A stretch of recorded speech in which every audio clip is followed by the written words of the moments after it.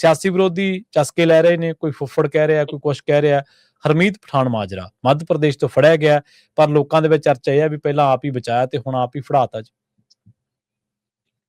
ਪ੍ਰਵੀਨ ਜੀ ਸਿੱਧੇ ਲਫ਼ਜ਼ਾਂ 'ਚ ਜੇ ਕਹਿਣਾ ਹੋਵੇ ਹੂੰ ਤਾਂ ਕੀ ਭੁੱਲਰ ਮਾਮਲੇ ਤੇ ਮਿੱਟੀ ਪਾਉਣ ਦੇ ਲਈ ਪਠਾਨ ਮਾਜਰਾ ਫੜਿਆ ਗਿਆ? ਸਹੀ ਗੱਲ, ਬਿਲਕੁਲ ਜੀ। ਕੀ ਖਬਰਾਂ ਦੀਆਂ ਸੁਰਖੀਆਂ ਚੋਂ ਲਾਲਜੀਤ ਭੁੱਲਰ ਦਾ ਜ਼ਿਕਰ ਹਟ ਜਾਵੇ, ਗਗਨਦੀਪ ਸਿੰਘ ਰੰਧਾਵਾ ਦੇ ਸੁਸਾਈਡ ਦੀ ਗੱਲ ਲਾਂਭੇ ਹੋ ਜਾਵੇ, ਉਹ ਦੂਸਰੇ ਪੰਨਿਆਂ ਤੇ ਚਲੀ ਜਾਵੇ, ਪਹਿਲੇ ਪੰਨੇ ਤੇ ਜੇ ਸੁਰਖੀ ਪੰਜਾਬ ਦੀ ਕੋਈ ਬਣੇ ਤਾਂ ਉਹ ਪਠਾਨ ਮਾਜਰੇ ਦੀ ਗ੍ਰਿਫਤਾਰੀ ਦੀ ਬਣੇ? ਕੀ ਇਹ ਸਾਰਾ ਨਾਟਕ ਇਸ ਤਰੀਕੇ ਕਾਰਨ ਨਾਲ? ਸਹੀ ਗੱਲ, ਮਤਲਬ ਸਾਰੀ ਦੁਨੀਆ ਇੱਕ ਪਾਸੇ ਜੋਰੂ ਕਾ ਭਾਈ ਇੱਕ ਤਰਫ, ਇਹ ਕਹਾਵਤਾਂ ਜੇ ਬਣੀਆਂ ਨੇ ਤਾਂ ਉਹਦੇ ਵਿੱਚ ਬਿਲਕੁਲ ਹੈ ਜੇ ਰਾਜਨੀਤਿਕ ਲੋਕ ਰੌਲਾ ਪਾ ਰਹੇ ਨੇ ਭਗਵੰਤ ਮਾਨ ਦੇ ਖਾਸਮ ਖਾਸ ਹੀ ਪਠਾਨ ਮਾਜਰਾ, ਸਹੀ, ਉਹਨਾਂ ਦੀ ਪਤਨੀ ਤੇ ਰਿਸ਼ਤੇਦਾਰੀ ਦੀ ਫੁੱਫੜ ਲੱਗਦੇ ਨੇ, ਤੇ ਇਸ ਲਈ ਕਹਿੰਦੇ ਕਿ ਕਾਰੋਬਾਰ ਵੀ ਦੇਖਦੇ ਸੀ ਇਹਨਾਂ ਦਾ, ਸਹੀ ਗੱਲ, ਕੰਮਕਾਰ ਵੀ ਦੇਖਦੇ ਸੀ ਇਹਨਾਂ ਦਾ, ਸਰਕਾਰੀ ਤੌਰ ਤੇ ਜੇ ਕੋਈ ਹਿਸਾਬ ਕਿਤਾਬ ਹੁੰਦਾ ਸੀ ਤਾਂ ਕਹਿੰਦੇ ਇਹੀ ਕਰਦੇ ਸੀ। ਇਹ ਅਚਾਨਕ ਅਜਿਹਾ ਕੀ ਹੋਇਆ? ਜਿਸ ਮਾਮਲੇ 'ਚ ਅੱਜ ਗ੍ਰਿਫਤਾਰੀ ਹੋਈ ਹੈ, ਇਹ ਮਾਮਲਾ ਤਾਂ ਚੋਣਾਂ ਤੋਂ ਪਹਿਲਾਂ ਦਾ, ਤੇ ਜਦੋਂ ਚੋਣ ਤੋਂ ਬਾਅਦ ਇਹ ਮੁੱਦਾ ਬਣਦਾ ਤਦ ਕਿਉਂ ਨਹੀਂ ਕਾਰਵਾਈ ਕੀਤੀ? ਸ਼ਿਕਾਇਤ ਤਾਂ ਉਹਨੇ ਪਹਿਲਾਂ ਹੀ ਕਰਤੀ ਸੀ 2 ਸਾਲ ਪਹਿਲਾਂ ਹੀ। ਸਹੀ ਗੱਲ, ਬਿਲਕੁਲ। ਉਸ ਸਮੇਂ ਕਾਰਵਾਈ ਕਿਉਂ ਕੀਤੀ? ਇੰਨੀ ਦੇਰ ਲਟਕਾ ਕੇ ਕਿਉਂ ਰੱਖੀ? ਜਦੋਂ ਹੜ੍ਹਾਂ ਦੇ ਦਿਨਾਂ ਦੇ ਵਿੱਚ ਉਹਨੇ ਤੁਹਾਡੀ ਹੀ ਸਰਕਾਰ ਨੂੰ, ਤੁਹਾਡੇ ਹੀ ਅਫਸਰਾਂ ਨੂੰ, ਤੁਹਾਡੇ ਹੀ ਆਕਾਮਾਂ ਨੂੰ ਸਵਾਲਾਂ ਦੇ ਘੇਰੇ 'ਚ ਲਿਆ, ਫਿਰ ਤੁਹਾਨੂੰ ਬੀਬੀ ਦੀ ਸ਼ਿਕਾਇਤ ਵੀ ਚੇਤੇ ਆ ਗਈ ਤੇ FIR ਦਰਜ ਕਰਨੀ ਵੀ ਚੇਤੇ ਆ ਗਈ। ਬਿਲਕੁਲ ਜੀ, ਬਿਲਕੁਲ।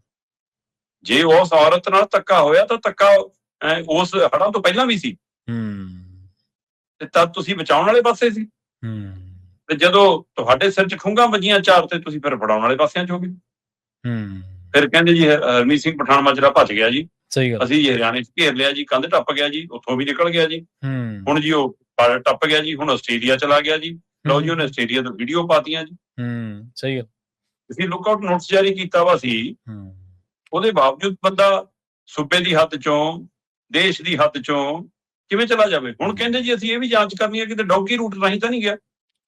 ਅੱਛਾ, ਕਿਸੇ ਵੀ ਰੂਟ ਰਾਹੀਂ ਗਿਆ ਤਾਂ ਇਸੇ ਧਰਤੀ ਤੋਂ ਹੈ ਨਾ। ਸਹੀ ਗੱਲ, ਬਿਲਕੁਲ। ਲੰਘ ਕਿਵੇਂ ਗਿਆ?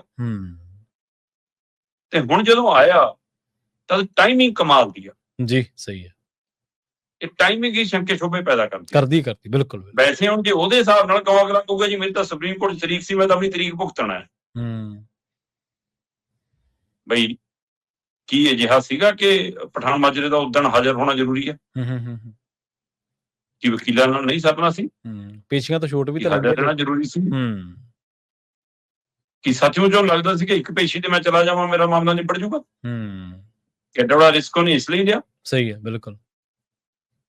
ਜਾਂ ਫਿਰ ਸੱਦਿਆ ਗਿਆ ਸਪੈਸ਼ਲ ਕਿ ਆ ਜਾ ਬਈ ਹੁਣ ਲੋੜ ਪੈ ਗਈ, ਹੁਣ ਸਰਨਾ ਨੀਗਾ, ਸਾਡੀ ਜੋ ਫਜੀਅਤ ਹੈ ਨਾ, ਸਾਡਾ ਜੋ ਜਲੂਸ ਨਿਕਲ ਗਿਆ ਪਾਰਟੀ ਦਾ ਵੀ, ਰਾਜਨੀਤੀ ਦਾ ਵੀ, ਸਾਡੇ ਚਿਹਰਿਆਂ ਮੋਹਰਿਆਂ ਦਾ ਵੀ, ਸਾਡੇ ਕਿਰਦਾਰਾਂ ਦਾ ਵੀ, ਉਹਦੇ ਨਹੀਂ ਹੁਣ ਤੈਨੂੰ ਆਉਣਾ ਜ਼ਰੂਰੀ ਆ ਤਾਂ ਕਿ ਅਸੀਂ ਅਗਲਾ ਚੈਪਟਰ ਖੋਲ ਸਕੀਏ। ਹੁਣ ਅਸੀਂ ਗੁਜਰਾਤ ਜਾ ਕੇ ਗਾ ਤਾਂ ਰਹੇ ਹਾਂ ਕਿ ਦੇਖੋ ਜੀ ਅਸੀਂ ਤਾਂ ਆਪਣੇ ਨਹੀਂ ਬਖਸ਼ਦੇ ਜੀ। ਸਹੀ ਹੈ, ਸਹੀ, ਬਿਲਕੁਲ। ਕਮਾਲ ਹੈ ਜਨਾਬ, ਇਹ ਤਾਂ ਗਲਗੁੱਠਾ ਦਿੱਤਾ ਲੋਕਾਂ ਨੇ ਤਾਂ ਲਾਲਜੀਤ ਭੁੱਲਰ ਫੜਿਆ। ਇਹ ਨਾ ਕੱਲੇ ਅਮਿਤ ਸ਼ਾਹ ਦੇ ਡਰ ਤੋਂ ਫੜ ਲਿਆ ਤੁਸੀਂ, ਤੇ ਨਾ ਆਪਣੀ ਰਾਜਨੀਤਿਕ ਚਾਲ ਲਈ ਫੜ ਲਿਆ। ਤਾਂ ਮਜਬੂਰੀਆਂ ਤੁਹਾਡੀਆਂ ਇਹੋ ਜਿਹੀਆਂ ਬਣ ਗਈਆਂ, ਤੁਹਾਨੂੰ ਫੜਨਾ ਪਿਆ। ਸਹੀ ਗੱਲ। ਇਹ ਸਾਰੀ ਪ੍ਰਕਿਰਿਆ ਦੇ ਵਿੱਚ ਹੁਣ ਹਰਮੀਤ ਸਿੰਘ ਪਠਾਨ ਮਾਜਰਾ ਦੇ ਮਾਮਲੇ 'ਚ ਪੁਲਿਸ ਕਹਿੰਦੇ ਜੀ ਸਾਨੂੰ ਇਤਲਾਹ ਮਿਲ ਗਈ ਕਿ ਉਹਨੇ ਕੋਰਟ 'ਚ ਪੇਸ਼ ਹੋਣਾ, ਦਿੱਲੀ ਵੱਲ ਨੂੰ ਆ ਰਿਹਾ, ਤੇ ਉਹ ਜੀ ਮੱਧ ਪ੍ਰਦੇਸ਼ ਦੇ ਗਵਾਲੀਅਰ ਤੇ ਸ਼ਿਵਪੁਰੀ 'ਚ ਲੁਕਿਆ ਜੀ। ਠੀਕ ਹੈ। ਤੇ ਅਸੀਂ ਉੱਥੋਂ ਉਹਨੂੰ ਔਨ ਰੋਡ ਫੜ ਲਿਆ। ਹੁਣ ਆਧਾਰ ਕੀ ਹੈ? ਕਹਿੰਦੇ ਜੀ ਜਿਹੜੇ ਹੋਟਲ 'ਚ ਰੁਕਿਆ ਸੀ ਉੱਥੋਂ ਦੇ ਵਾਈਫਾਈ ਤੇ ਉਹ UK ਦਾ ਫੋਨ ਵਰਤ ਰਿਹਾ ਸੀ। ਅੱਛਾ।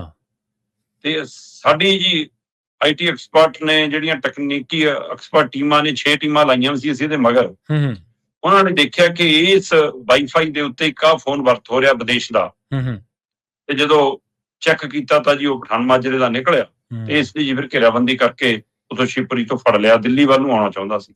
ਕਮਾਲ ਹੈ ਵੀ ਜਿਨ੍ਹਾਂ ਨੂੰ ਮੁੱਖ ਮੰਤਰੀ ਤੋਂ ਲੈ ਕੇ ਸਕੂਲਾਂ, ਕਾਲਜਾਂ, ਯੂਨੀਵਰਸਿਟੀਆਂ, ਰੇਲਵੇ ਸਟੇਸ਼ਨ, ਬੱਸ ਅੱਡਿਆਂ ਨੂੰ ਉਡਾਉਣ ਵਾਲੀਆਂ ਈਮੇਲ ਦੇ ਟਰੇਸ ਨਹੀਂ ਹੁੰਦੇ ਕਿ ਕਿਹੜੇ ਸਰਵਰ ਤੋਂ ਆਉਂਦੀਆਂ ਨੇ, ਉਹਨਾਂ ਨੂੰ ਇੱਕ ਹੋਟਲ ਤੇ ਵਾਈਫਾਈ ਦਾ ਹੀ ਟਰੇਸ ਹੋ ਗਿਆ ਕਿ ਕੋਈ ਵਿਦੇਸ਼ੀ ਪਹੁੰਚ ਜਾਂਦਾ। ਹੁਣ ਕੱਲ ਨੂੰ ਇੱਕ ਹੋਟਲ ਦਾ ਕਿੰਨੇ ਲੋਕ ਬਾਹਰ ਲਿਆ ਕੇ ਰੁਕਦੇ ਆ ਜੀ, ਕਿੰਨੇ ਦੇ ਅੱਗੇ ਫੋਨ ਟਰੇਸ ਹੋਏ ਨੇ।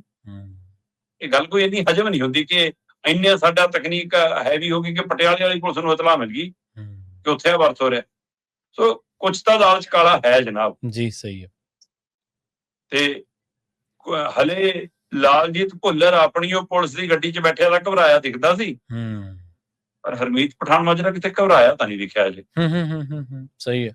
ਸੋ ਇਸ ਲਈ ਇਹ ਸਿਆਸੀ ਖੇਲ ਹੈ ਜਾਂ ਕੀ ਹੈ, ਇਹ ਗੱਲ ਦਰੁਸਤ ਹੈ ਕਿ ਆਪੇ ਬਚਾਇਆ ਸੀ, ਹੁਣ ਆਪੇ ਫਸਾਇਆ।